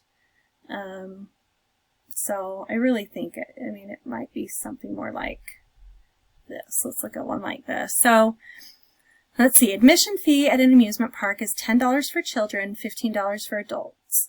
If one evening 537 people attended and $6,265 was collected, how many children and how many adults were admitted, right? So that's what we're trying to find. How many children, how many adults? So those are the two things that we want to assign variables for. So let's just call C, right, the number of children, and A is going to be the number of adults. Right? And so then let's think about what we're told here, right? And this is kind of breaking this apart, all right? So you're going to have one equation where we're just talking about the number of people that attended, because that's one of the things they give us information about.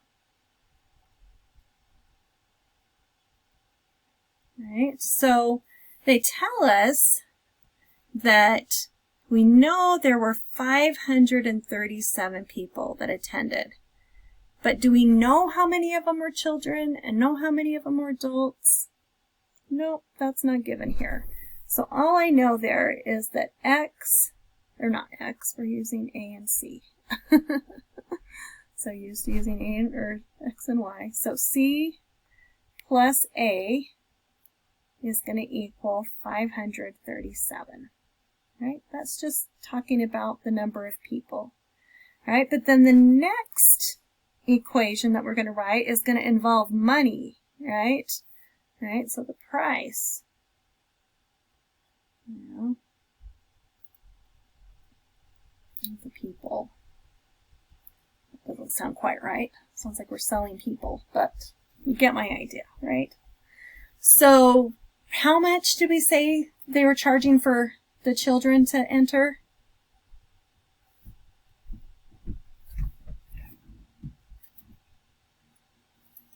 $10. yeah, $10. So I'm going to put 10, right, times the number of children, right, plus, and we know there's $15 for adults, right, so 15 times however many adults are going to be there, right, and that's going to equal, as they give us, there's a total amount that was collected, right, and that's going to equal that total amount of that 6,265. Something very weird happened to my, oh, okay. All right, so now we can use either the substitution or elimination method to solve this, right? And since we used the substitution method last time, let's use elimination here. So I want to eliminate either my C's or my A's. Well, if I was going to try and eliminate my C's, that means I'd want to multiply that top equation by -10, so that when I add those together, right, they will eliminate. So I have -10C, so I'm going to just distribute this through here now, minus 10A, right, equals 5,370. Sorry, negative 5,370. And then let's just go ahead. All right, let's see, okay, the C's are gone. So I'm left with 5A equals what? What is that? 6265 minus the 5370.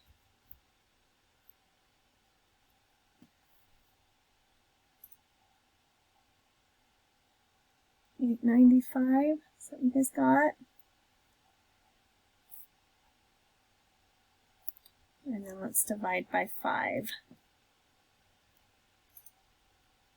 So 179. So A equals 179 adult tickets, right? That's how many adult tickets that were sold. How would we figure out how many children's tickets were sold now?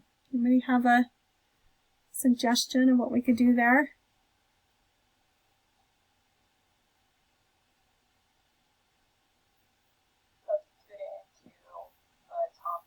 Substitute it into Yeah, so it's just that orange equation here at the top, right? So if we have, let's do it orange over here again. So if we have C plus, in place of my A, we'll do 179 equals 537, right? So I just really need to subtract that 179 because I know that they're either going to be adults or children, right? So subtract that off. What am I left with there?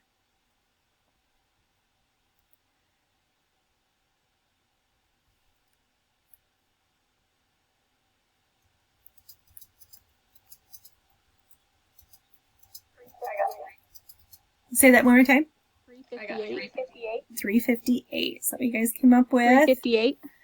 Okay, so that's 358 children's tickets. And make sure, like, so if there's something like this on the test, right, I mean, they'll have little blanks for you to put things in. So, like, you know, they'll say, like, child ticket, and then they'll have, like, a little blank there. An adult ticket, right, and the blank there. I'm just saying, make sure you put it in the correct blank, which one's which.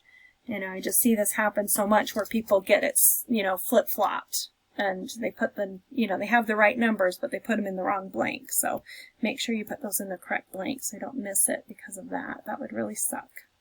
We don't want that to happen. Okay. All right. Let's see here. So we're almost out of time here. We didn't get to Module 5 and Module 6. However, I did a Module 5 review, and I did some of these already in before, and I have a video of it, and so I could definitely send that, you know, to you guys as well. You know, some of those ones for Module 5. But, I mean, I can work a little bit longer if you want to look at a few things in Module 6. But I'll leave it up to you guys, what you want to do.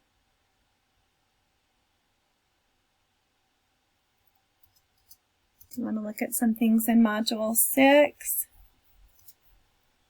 One of the biggest things I had a question with in Module 6. One of the biggest things I had a question with in Module 6. It was like a graph. Scroll down, let me see. If it was like a graph, but it was like log or natural log.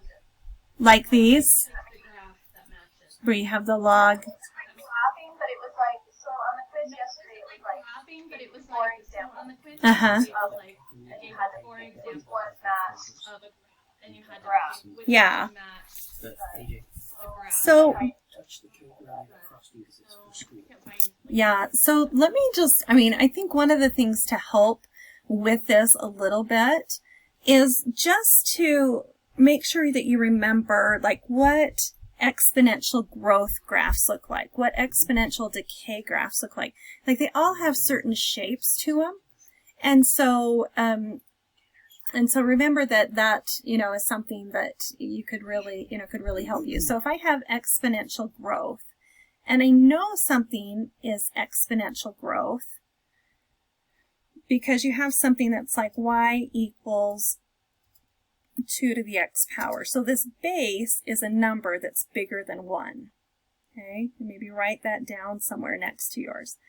So that will always have this type of shape to it. So here's my graph, or my grid, and then my graph is going to look something kind of like this. So it starts off slow, and then it just takes off. Okay, and and there's going to be an asymptote here, right? It's getting really, really close to that x-axis.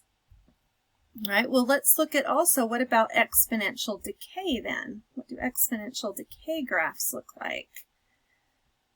All right, well, that would be an equation that looks like y equals, let's say, 0.5 to the x power, right? So you have a number here that's between 0 and 1, right? So either a fraction or a decimal like this, and that means that it's decaying, right? It's not growing, it's decaying instead. And so then our graph for this, right, would start up kind of high here and then come down, and it would still, right, be getting really, really close to that x-axis. But again, it's never going to touch it, okay, because there's an asymptote there. That just means it gets really, really close to it, but never touches it. Okay. And then if we're looking at logarithmic growth, okay, that would be something kind of like this, like on this one on 69 here, if we had y equals log base 4 of x, right, where my base here is a number that's bigger than 1, right, then that looks something kind of like this. So it's getting really close to the y-axis this time, and then going up and out like this. Okay, it grows. Log growth is pretty gradual of a growth, where exponential, it just boom, it just takes off, right? But this is kind of what that log growth looks like. Okay, and then the other thing would be log decay, right? And that would be if you had something like if your base was a fraction or something there instead, so log base 1/2 of x or something like that. Okay, and then what would that look like? Okay, again, it's going to be getting really close to that. Oh, I forgot to write the asymptote in here, though. I wanted to make sure it was clear. So the asymptote here is going to be a vertical line, right? In this case, it is the y-axis. It doesn't have to be the x-axis for exponential and the y-axis for log. Those could be moved, but they exponentials are going to always have a horizontal asymptote, and logs will always have a vertical asymptote. Okay, but so this one, right, would look like, so it's going to be starting kind of up higher and then gradually going down and getting, again, having like an asymptote there. All right, so getting really, really close to this y-axis, or sorry, x-axis, but not touching it. Okay, so all these things that I put in pink are all the asymptotes. Okay, so we have a horizontal asymptote, of those, and these you're going to have a vertical asymptote.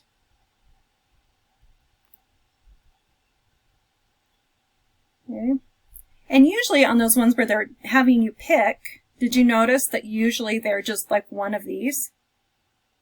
Like they give these 4 different options.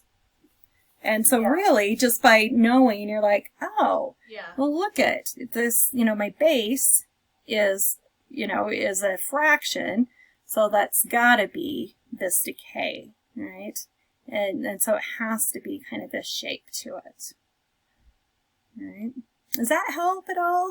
Can I help you see how those look, how they're similar to each other?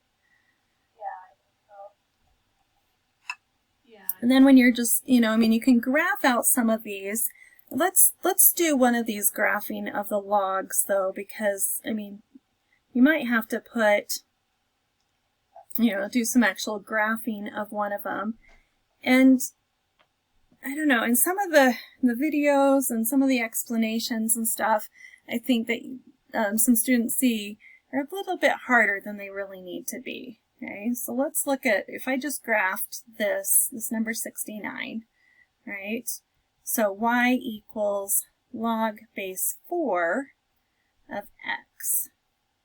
Well, whenever something is in log form, we want to switch it to exponential form. That's going to help us to be able to maybe look at this a little bit easier. Your brain is maybe a little bit more used to seeing exponentials than it is logs. So if I change this to log form, I start with the base, raise it to this power, and then it's going to equal whatever this number, or, you know, the letters. It's called the argument of the log, but that just sounds so mean, right? But that's what it's called.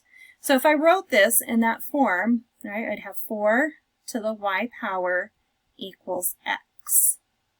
Right, so I have it in this form, but then instead of like you usually do, how you know, pick x's and figure out what the y's are, you're going to do just the opposite.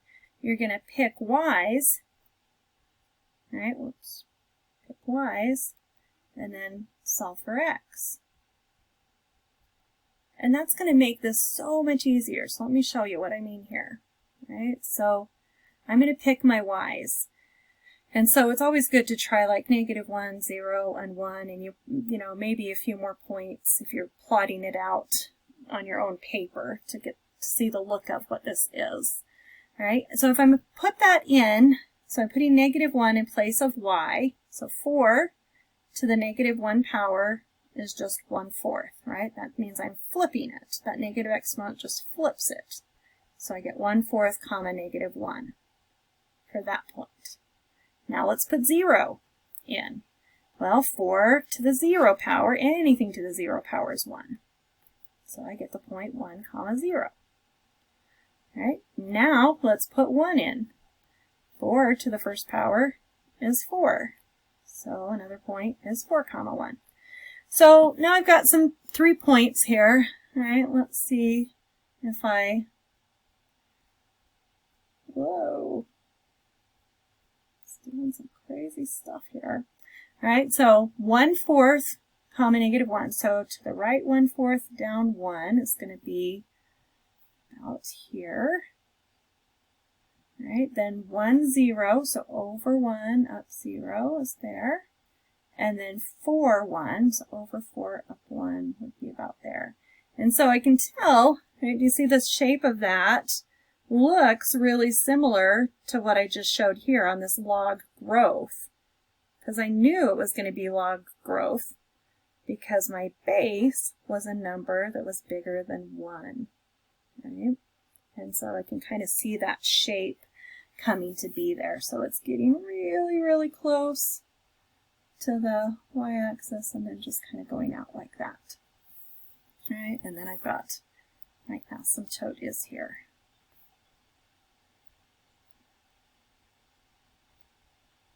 What else can I help you with on that?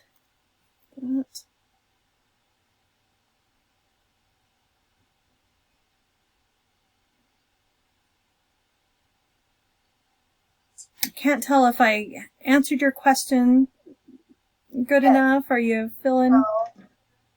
Yes.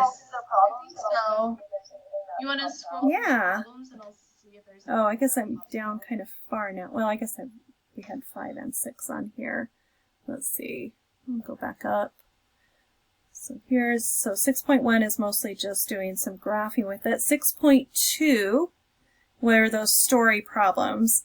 If they give you these type of problems, they will give you the formula. Like, so if they give you one like 61, they'll tell you what formula to use for it. Okay. So most of that's just going to be plugging it in, right, and figuring out the answers. So 6.3, right, was just kind of changing from one form to the other, practicing changing from exponential to log form. Right, so if we did this one, this would be log base 2 of 128 equals 7. All right, just remembering where that 2, 7, and 128 goes when you change it to log form. All right, or down here on 66, it's just the opposite. It gives it to you in log form.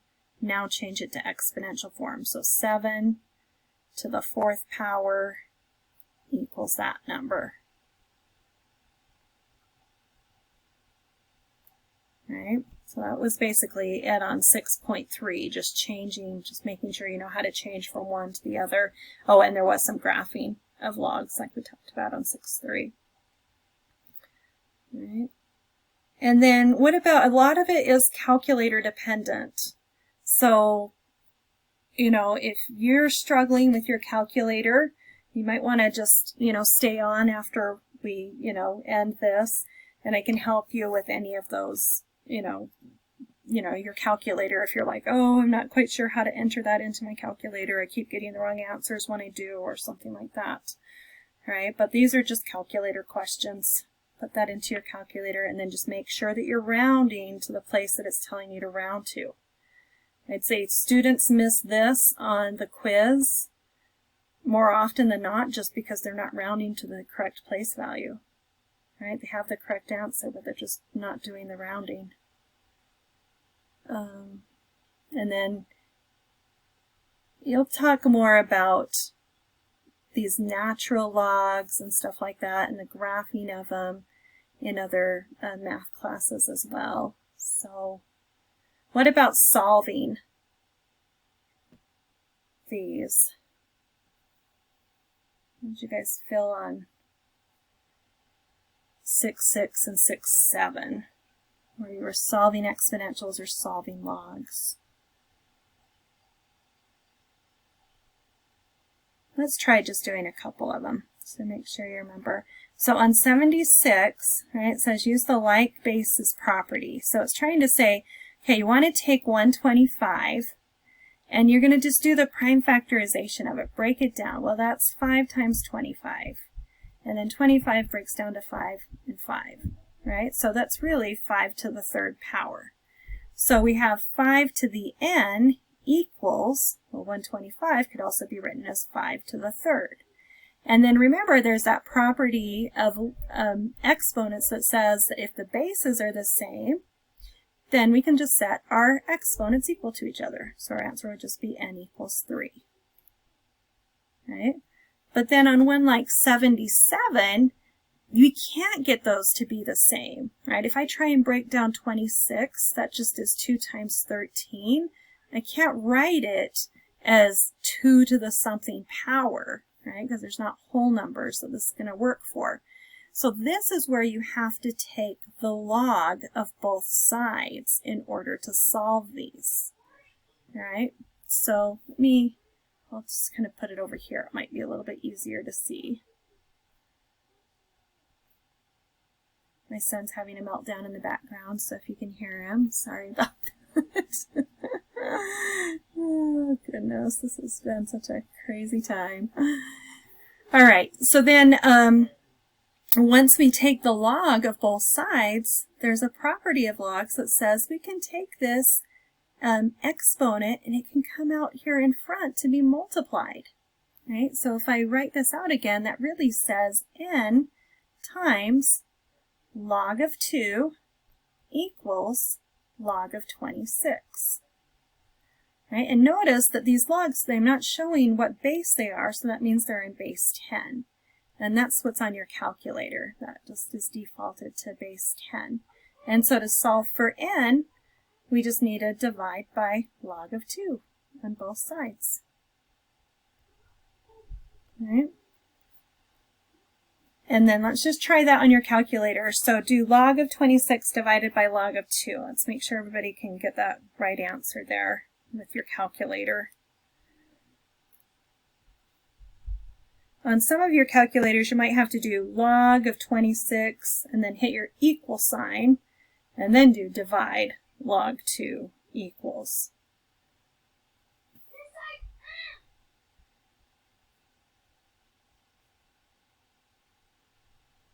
Okay.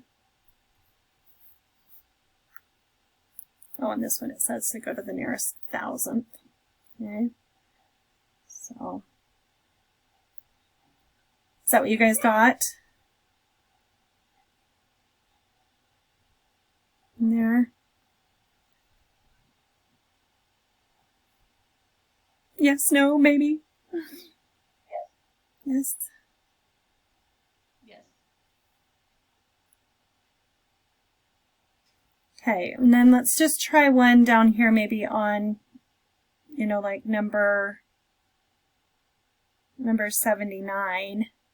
All right, so we're solving a log this time, but notice it gives you a hint here to change it to exponential form. And so whenever you see that you're trying to solve any logs, usually it's going to be easiest if you try and change those to exponential form. So I'll do 6 to the x power equals 216. Mm-hmm. And then again, you could take that 216 and you could break that down. Right, 6 divides into it 36 times. 6 times 6. So you just have to kind of do your little breakdown here of this. All right, which is going to be 6 to the 3rd power. All right.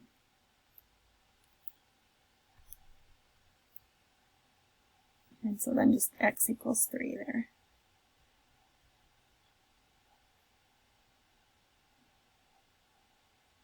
Okay.